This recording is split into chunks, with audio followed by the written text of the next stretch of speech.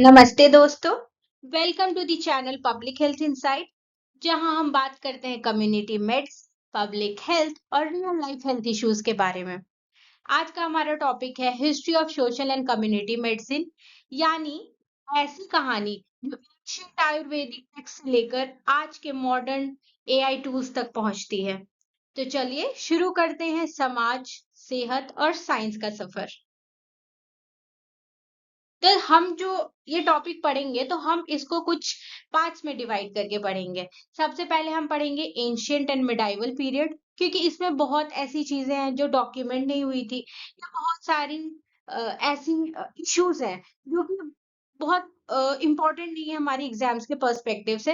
तो हम कोशिश करेंगे कि हम एक हेल्दी मैनर में शुरू करें और उस हिसाब से हम उन्हीं चीजों पे ज्यादा फोकस करें जो कि एग्जाम के पर्सपेक्टिव से इम्पोर्टेंट है और हमारे नॉलेज के पर्सपेक्टिव से इम्पोर्टेंट है। तो चलिए शुरू करते हैं एंशिएंट एंड मिडाइवल पीरियड को। सबसे पहले नाम आता है हिपोक्रेट्स का। हम सबने बुक्स में अपने देखा होगा, from school age to present age. तो हमने देखा होगा कि बहुत बार एक रॉक का एक स्टैचू आता है, एक पर्सनालिटी आती है, ठीक है, उनका पिक्चर रहता है, वो हिपोक्रेट्स हैं। तो हिपोक्रेट्स जो थे वो बहुत इंपॉर्टेंट इसलिए हमारे पब्लिक हेल्थ में, क्योंकि ये पहले इंसान थे जिन्होंने बोला था कि जो डिजीजेस होती हैं वो इन्वायरमेंटल फैक्टर्स की वजह से होता है। ठीक है, अब हमें ये जानना जरूरी है, ये हमें अभी कितना वीक लग रहा है ना ये चीज, कि अरे यार ये तो इतना कॉमन सा चीज है, इसमें क्या इतना साइंस लगाना। बट आपको पता है, जिस टाइम इन्होंने ये चीजें बोली थी, उस टाइम इनको बहुत बैकलैश झेलना पड़ा था। व्हाई? बिकॉज लोग समझते थे कि कोई एक सुपर नेचुरल पावर है जो कि बीमारियां कॉज करती है, और कब बीमारियां कॉज करती है, जब आप किसी तरह का पाप करोगे तो आप में वो बीमारियां आएंगी। बट ये तो something that is very unusual, unscientific. तो इसमें इन्होंने, हिपोक्रेट्स पहले इंसान थे जिन्होंने बोला था कि बीमारियां भगवान का पनिशमेंट नहीं होती हैं, ये इन्वायरमेंट और लाइफस्टाइल जो होता है हमारा वो भी मैटर करता है। मतलब अनहाइजीनिक प्लेस और ईटिंग रॉन्ग फूड और स्टेल फूड, उससे आप बीमार होगे। ठीक है, ये जरूरी नहीं है कि आपके ऊपर भूत प्रेत आ गया है या भगवान ने आपको पनिश किया है इसलिए आप बीमार पड़े हो। तो this was a very remarkable thing जो उन्होंने नोटिस किया हिपोक्रेट्स ने, उन्होंने सबके सामने ये चीजें बताई। ठीक है, उसके बाद हम आते हैं रोमन एरा में। तो जो रोमन एरा थे वो एक्चुअली में सुपर ऑर्गेनाइज थे। ये कह सकते हैं हम कि ये उस टाइम के लोग जितने चीजों पे नहीं फोकस करते थे वो इन चीजों पे फोकस करने लगे। जैसे कि उनका एक बढ़िया सा सैनिटेशन सिस्टम था, उन वो पब्लिक टॉयलेट्स थे, वहां पे पब्लिक बाथ था, और काफी जो हमारा जो ड्रेनेज सिस्टम जो था, उस टाइम जो ड्रेनेज सिस्टम था रोमन एरा में, वो काफी इंश्योर करता था कि क्लीन वाटर सप्लाई हो, जो फीसेस हो वो मिक्स ना हो ड्रिंकिंग वाटर से। तो that was something very remarkable eight that time. तो ये एक हिस्ट्री में बहुत ही इंपॉर्टेंट फैक्ट है। देन आ गया हमारा मिडाइवल पीरियड, जिसको 5th से 15th सेंचुरी तक हम रीड करते हैं। इसमें बताया गया कि जो डिजीजेस है वो बहुत रैपिडली स्प्रेड हुई। जैसे कि प्लेग बहुत ज्यादा हो गया, बहुत सारे लोग अफेक्टेड हो गए, होने लग गए, वर्ल्ड वाइड प्लेग एकदम फैल गया, बहुत गंदा सा फैल गया। और people didn't know about germs eight that time. तो उनको लगता था ये सब इसलिए हुआ क्योंकि मुझे किसी ने कर्ज किया, हमें भगवान पाप पाप देना चाह रहे हैं, हमारे पापों का सजा है ये। ठीक है, तो जर्म्स जैसा कुछ होता है, सोशल डिटर्मिनेंट कुछ होता है। ठीक है, तो इसकी वजह से जो मिडाइवल पीरियड था उस टाइम आउटब्रेक बहुत ज्यादा फैल गया था प्लेग का। और आपको ये चीज पता है, अभी हमारे लिए क्वारंटीन वर्ल्ड, आइसोलेशन ज्यादा कॉमन है। क्यों? क्योंकि हमने कोविड-19 देखा है। बट उस टाइम लोगों के लिए ये बहुत नया था, और उस टाइम जिनको बीमारियां होती थी उनको क्वारंटीन में रखना वाज वेरी चैलेंजिंग। को एक्चुअली में रूट कॉजेस पता नहीं थी। तो अभी आप देख लो, अभी हम 2025 में हैं। जब कोविड आया था उस टाइम हमें क्वारंटीन फॉलो करने में कितना मशक्कत लगा था, कितना एफर्ट्स लगा था गवर्नमेंट का। बट स्टिल आप सोचो कि जब वो 5th और 15th सेंचुरी जब था, जबकि कुछ इन्फॉर्मेशन आप इधर से उधर नहीं कर सकते हो, आपको कोई आइडिया नहीं है जर्म्स क्या होते हैं, कौन डिजीज कॉज करता है। उस टाइम क्वारंटीन और आइसोलेशन मेंटेन करना that was very very tough. But quarantine term पहली बार इसी मिडाइवल पीरियड में आया था, ठीक है। और इसमें क्या हुआ था कि जो इन्फेक्टेड लोग थे उनको अलग रखा गया हेल्दी लोगों से, ठीक है। उसके बाद अब हम आगे चलते हैं, देखते हैं अर्ली मॉडर्न पीरियड जो कि 16 टू 18 सेंचुरी है। तो इसमें टाइम था, अर्ली मॉडर्न पीरियड जो था वो एक टाइम था जो बहुत ज्यादा साइंस में चेंजेस आने लग गए, मतलब साइंस को लोग सीरियसली लेने लग गए। तो उस टाइम हमारे Francisco Redi and Anton van Leeuwenhoek थे। उन्होंने माइक्रोस्कोप के थ्रू पहली बार लिविंग थिंग्स को डिस्कवर किया था, ठीक है। और फिर उन्होंने जर्म थ्योरी दिया था। जर्म थ्योरी हम आगे पढ़ेंगे, थोड़ा सा इलेबोरेटेड है, मैं कोशिश करूंगी इसको कवर कर पाऊं। But Francesco Redi and Anton van Leeuwenhoek जो थे उन्होंने पहली बार लिविंग थिंग्स को डिस्कवर किया था थ्रू अ माइक्रोस्कोप, और इन्होंने इसको जर्म्स कहा था, ठीक है। फिर अब आगे हम जॉन ग्रांट के ऊपर, ठीक है। तो जॉन ग्रांट कौन थे? ये एक एपिडेमियोलॉजिस्ट थे जिन्होंने पहली बार स्टैटिस्टिक्स का यूज किया था, ठीक है।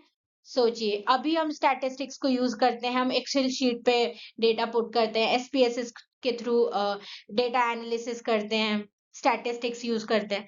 तो उस टाइम पे कितना ज्यादा टफ रहा होगा, पर जो जॉन ग्रांट थे उन्होंने पहली बार डेथ रिकॉर्ड को एनालाइज किया था, ठीक है। और कहाँ पे किया था? लंदन में किया था, ये आपको याद रखना है। उसके बाद आ गए हमारे एडवर्ड जेनर। एडवर्ड जेनर नाम जो है ना अपने में भी बहुत गेम चेंजर इंसान है ये, ठीक है। इन्होंने ऑब्जर्व किया कि बहुत सारे लोग हैं, उन्हें स्मॉल पॉक्स हो रहा है, उसकी वजह से उनकी डेथ हो जा रही है।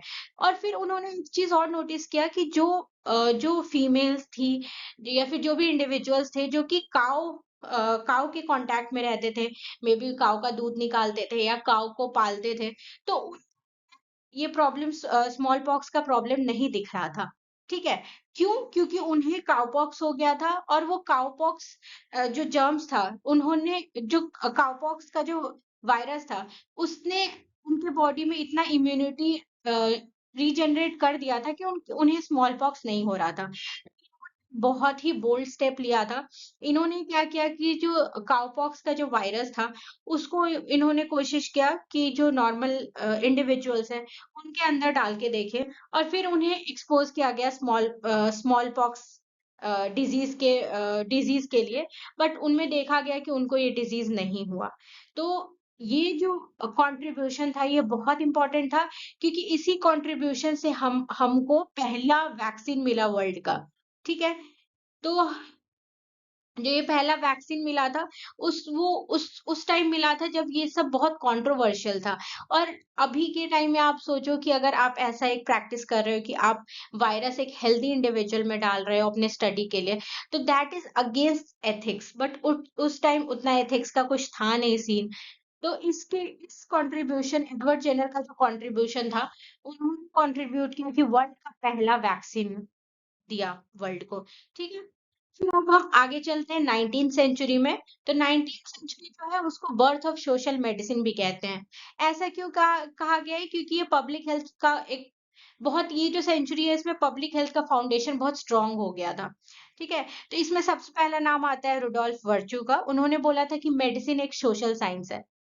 अब सोशल साइंस आपने पढ़ा होगा, अगर आप अभी स्टार्ट ही कर रहे हो पब्लिक हेल्थ, फिर भी आपने पढ़ा होगा social determinants of health. So these determinants are very important. और इन डिटर्मिनेंट्स में क्या आता है? एजुकेशन, फिर आपका इनकम। तो ये सब चीजें जो है, आपको पता है कि अगर कोई कम एजुकेटेड रहेगा, he will be having a bad health.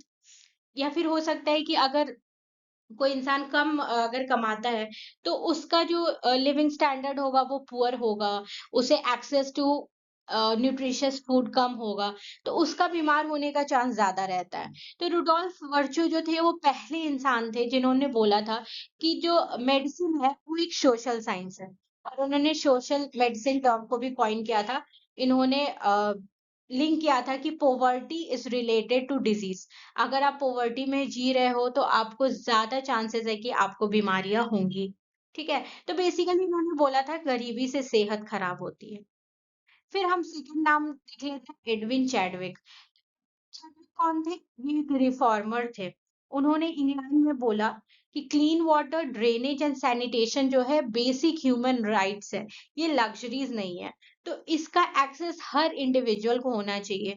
जो भी इंग्लैंड में है, हर इंडिविजुअल को clean water, drainage and sanitation का ह्यूमन राइट मिलना चाहिए। ठीक है। तो इन्होंने बहुत रिफॉर्म लाया अपने गवर्नमेंट में, और मेक श्योर किया कि more and more people have access to clean water, drainage and sanitation. That was a major step at that time. Then हम पढ़ते हैं जॉन स्नो के बारे में। तो जॉन स्नो नाम बहुत ऐसा लग नहीं रहा है कि बहुत जाना पहचाना है। तो अगर आपने गेम ऑफ थ्रोन्स देखा होगा तो उसमें भी एक जॉन स्नो थे, बट ये डेफिनेटली हमारे वाले जॉन स्नो नहीं है। हमारे वाले जॉन स्नो जो थे, वो बहुत ही इम्पोर्टेंट फिगर है पब्लिक हेल्थ में। जब आप पहला चीज अगर पढ़ अब मुझे ऐसा लगता है ना कि जब आप पहली बार सोचते हो कि पब्लिक हेल्थ के बारे में मैं कुछ सर्च मार लूं, ठीक है, तो आप पहली बार जब कुछ सर्च करोगे ना, तो आपको इनका नाम तो जरूर मिलेगा, जॉन स्नो का। तो इनका कंट्रीब्यूशन बहुत ही अच्छा है। ये एक रियल लाइफ हीरो कह सकते हो, और मुझे तो सच में लगता है कि एक रियल लाइफ हीरो ही है, क्योंकि इन्होंने कॉलेरा आउटब्रेक का सोर्स लंदन में पहचाना था, पहली बार पहचाना था, वो भी एक सिंपल सा स्पॉट मैप करके। और ये कह सकते हो कि एक स्टेप था जो कि बहुत ज्यादा बैक्ड नहीं था फैक्ट्स पे, but still turn out to be one of the best turning milestones in public health. तो जॉन स्नो का आप एकदम नाम सबको ही पता होगा और सबको ही याद होगा। ठीक है। फिर आ गए हमारे Louis Pasteur and Robert Koch. तो इनका काम क्या था? इन्होंने जर्म थ्योरी को प्रूव किया। ठीक है। और उन्होंने सामने रखा, पूरी दुनिया के सामने रखा कि जो भी डिजीजेस हैं वो जर्म्स की वजह से होते हैं। इसमें एक माइक्रोबायोलॉजी जो कॉन्सेप्ट है वो प्रेजेंट होता है। It's not because of any other things. तो ये बहुत ही रिवॉल्यूशनरी आइडिया था उस टाइम पे। ठीक है। उसके बाद हम आ गए 20th सेंचुरी में। इस टाइम एक्सपेंशन होने लग गया था कम्युनिटी हेल्थ का। लोग जानने लग गए थे कि community health is very important. Health बस एक इंडिविजुअल लेवल पे नहीं होता है, ये आपके कम्युनिटी लेवल पे होता है, नेशनल लेवल पे होता है, ग्लोबल लेवल पे होता है। तो ये जो 20th सेंचुरी था, ये एक्चुअली एडुकेटेड सेंचुरी आप कह सकते हो फॉर पब्लिक हेल्थ। तो इस सेंचुरी में हेल्थ सिर्फ डॉक्टर और हॉस्पिटल तक सीमित नहीं रहा, कम्युनिटी लेवल पे काम होना शुरू हो गया था इस टाइम तक। तो सबसे पहले आते हैं 1920 में League of Nations Health Organisation. तो ये जो League of Nations Health Organisation था, इन्होंने क्या बोला कि हेल्थ को हमको ग्लोबल लेवल पे ले जाना है। हमको बस ऐसा नहीं देखना है कि ये हमारे देश का प्रॉब्लम है, हेल्थ प्रॉब्लम है, तो that's confined to our nation. ये हमको देखना है कि पूरा ग्लोबल हेल्थ अच्छा मेंटेन रहे।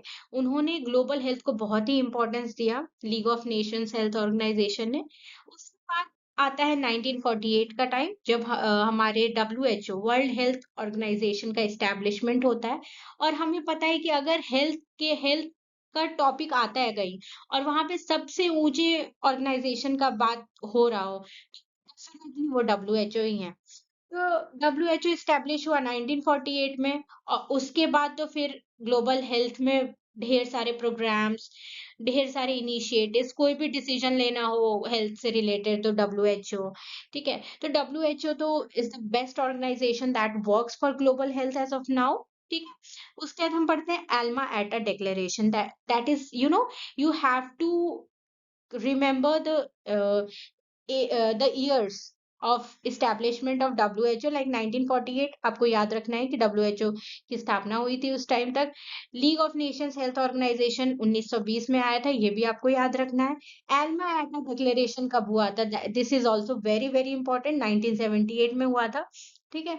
एल्मा एटा डिक्लेरेशन में एक्चुअली में हुआ क्या था? तो का बेसिक सा फंडा था, primary health care is for all. ऐसा नहीं है कि बस अमीरों को मिल रहा है प्राइमरी हेल्थ, गरीबों को नहीं मिल रहा है। तो एल्मा एटा डिक्लेरेशन जो था वो एम्फसाइज किया था प्राइमरी हेल्थ केयर पे।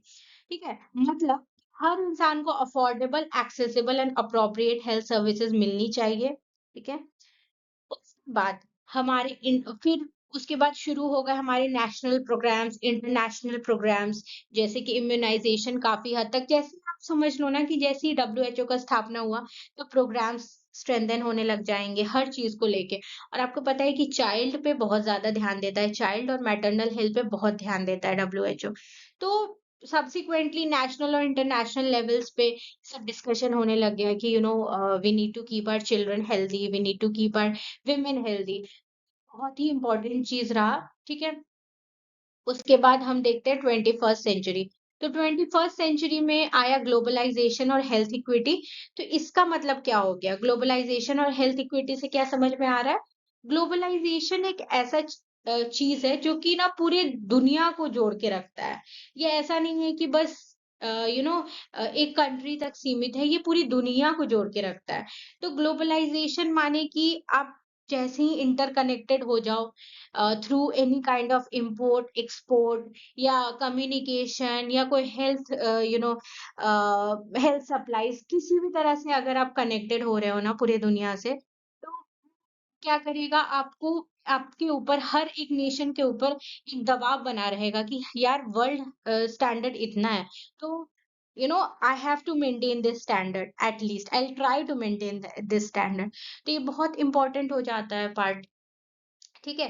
तो मिलेनियम डेवलपमेंट गोल्स आया, सस्टेनेबल डेवलपमेंट गोल्स आया जो कि चल ही रहा है। मिलेनियम डेवलपमेंट गोल्स आया था 2000 से 2015 तक, बट वो पूरी तरह से फुलफिल नहीं हुआ। फिर आया सस्टेनेबल डेवलपमेंट गोल्स जो कि अभी तक काम कर रहा है। और हर मैं कहूँ तो हेल्थ के हर एस्पेक्ट में सस्टेनेबल डेवलपमेंट गोल्स काम कर रहे हैं और वो अचीव करना हर नेशन का एक मेन ड्यूटी हो चुका है। ठीक है। फिर हमारा आता है यूनिवर्सल हेल्थ कवरेज इनिशिएटिव।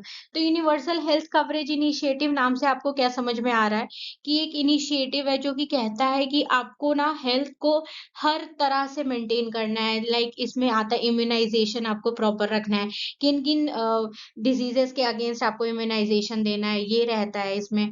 तो you know umbrella term actually universal health coverage. So ये इनिशिएटिव जो है हर जगह बहुत ज्यादा प्रचलित है।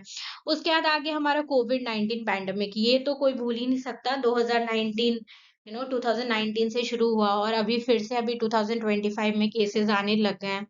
तो हमारे जो सेंचुरी है 21st सेंचुरी है, उसमें हमने देखा कि दुनिया कितनी इंटरकनेक्टेड हो चुकी है। जैसे कि कोविड 19 को पता है कि ये एक चाइना का वायरस है, चाइना में स्टार्ट हुआ था और कुछ ही महीने में पूरे वर्ल्ड को इसने अपने चपेट में ले लिया था।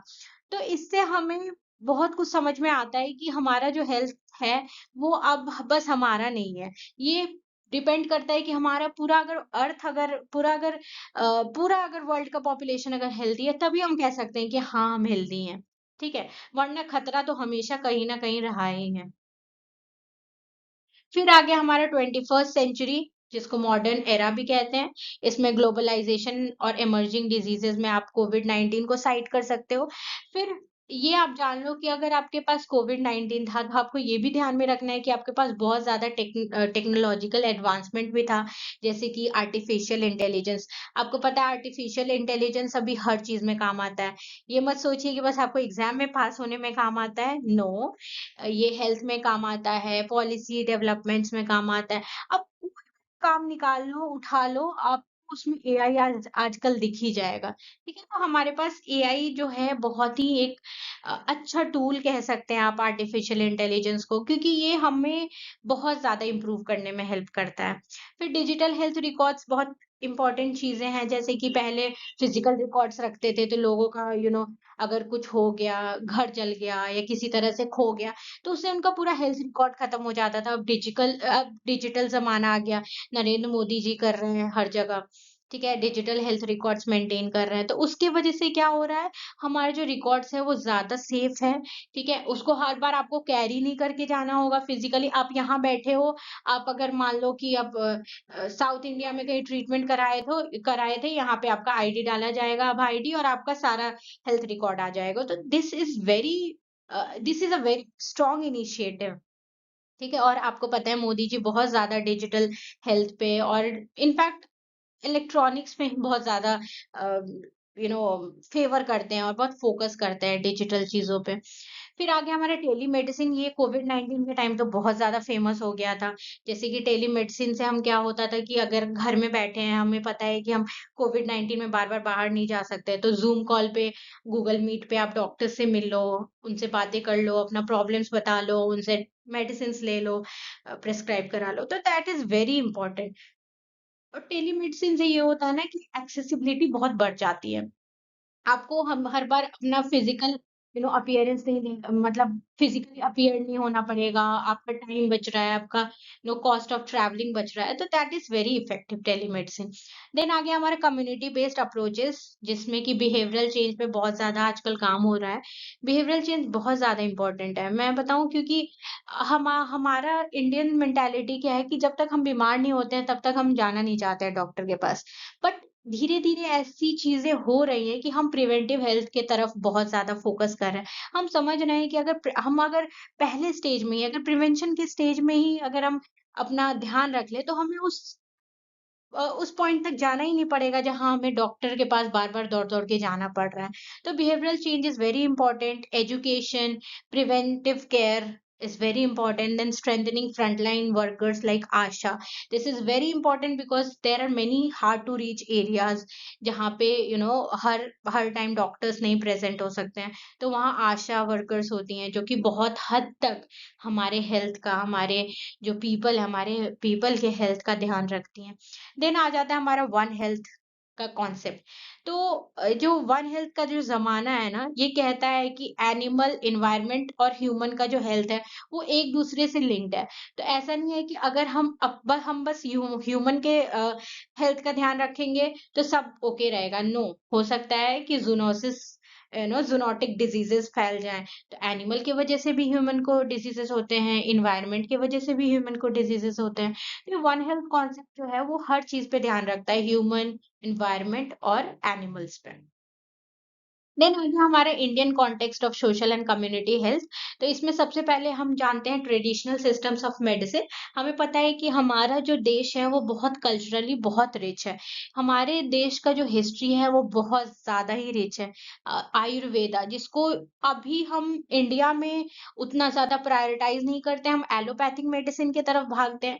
बट आपको पता है ग्लोबल लेवल पे आयुर्वेदा इतना कमाल का काम कर रहा है। आयुर्वेदा, योगा बहुत कमाल का काम कर रहा है। लोग इतना इस पे डिपेंड हो रहे हैं, एलोपैथी से ज़्यादा इस पे डिपेंड हो रहे हैं फॉरेन के, मतलब वेस्टर्न पीपल। तो हमें पता है कि हमारे इंडिया से ही ये सब डेवलप हुई, लाइक आयुर्वेदा, सिद्धा, यूनानी। ये इंडिया में तो अपना इम्पोर्टेंस खो रही है, बट बाहर अभी बहुत ज़्यादा प्रचलन में है। एंड आई विश कि इस पे बहुत ज़्यादा काम हो, because you know these indigenous systems are very important for our nation.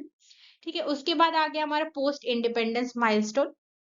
तो इसमें क्या आ गया, हमारा एक घोर कमेटी आया था, जिन्होंने की प्राइमरी हेल्थ सेंटर्स पे को के एस्टेब्लिशमेंट पे, उनके वर्किंग पे काफी ध्यान दिया था। और ये एक बहुत ही इम्पोर्टेंट कमेटी है जो कि हम later on will study in detail. उसके बाद बहुत सारे नेशनल हेल्थ प्रोग्राम्स लॉन्च हुए, जैसे कि ट्यूबरक्लोसिस के लिए, लेप्रेसी के लिए फैमिली प्लानिंग प्रोग्राम शुरू हुए, इम्यूनाइजेशन प्रोग्राम शुरू हुए। ठीक है, फिर हमारा जो हेल्थ केयर सिस्टम है वो 3 टियर में डिवाइड किया गया। ठीक है, अब ये 3 टियर क्या है? तो हमारा जो हेल्थ सिस्टम है वो कम्युनिटी लेवल, जो ग्राउंड लेवल है, आशा वर्कर्स जहाँ काम करती हैं, फिर उसके बाद प्राइमरी लेवल पे आता है, उसके बाद सेकेंडरी लेवल पे आता है। तो ये जो हेल्थ केयर सिस्टम है ना हमारा, बहुत अच्छा इवॉल्व हुआ है बाय टाइम। तो ये भी बहुत यू नो ऐसा नहीं था कि आज के आज ऐसा हो गया है। ठीक है, तो धीरे-धीरे लोगों का अ, हेल्थ के प्रति थोड़ा ज़्यादा सचेतता बढ़ी, तो उसकी वजह से काफ़ी गवर्नमेंट इनिशिएटिव्स भी शुरू हुई। तो जैसे कि आशा वर्कर्स जो हो गए वो ग्राउंड लेवल पे काम करते हैं, कम्युनिटी लेवल पे काम करते हैं। आप देखते होंगे आपके घरों पे आके वो रिकॉर्ड करते हैं कि कितने बच्चे पैदा हुए हैं, क्या-क्या इनको डोज़ पड़ा है वैक्सीनेशन का। तो ये सब चीज़ें ना बहुत ज़्यादा हेल्पफुल होती हैं, क्योंकि ये एक प्रिवेंशन स्ट्रैटेजीज़ है। ठीक है? तो इससे एक तो ये चीज़ें होती हैं कि आपको आगे चल के हेल्थ पे खर्च करना, ख मतलब आपका हेल्थ पे खर्च जो है वो कम हो जाता है, और ऊपर से ये एक नेशन को भी एक बूस्ट देता है। ठीक है? फिर हमारा आ गया आयुष्मान भारत। इनको इसको तो कौन नहीं जानता है। आयुष्मान भारत तो ने तो मिलियंस को फ्री में ट्रीटमेंट दिया है। दो मैं कहती हूँ, मैं ये जानती हूँ कि ये बहुत अच्छे से इम्प्लीमेंट नहीं हो रहा है। हर इंसान जो कि इसके लिए एलिजिबल है उसको नहीं मिल पा रहा है ये जो आयुष्मान भारत का जो फैसिलिटीज है, कहीं ना कहीं इम्प्लीमेंटेशन में लैक करता है, but still this is a very good initiative by the government. फिर मिशन इंद्रधनुष है जो कि वैक्सीनेशन पे ध्यान रखता है, बच्चों के वैक्सीनेशन के लिए। देन डिजिटल हेल्थ मिशन, आपको पता है कि हर चीज हमारे जो प्रधानमंत्री है वो डिजिटल करने की कोशिश में है। तो ये एक इनिशिएटिव जो है वो बहुत ज्यादा इंडिया में बूस्ट ला रहा है हेल्थ केयर को लेके। ठीक है।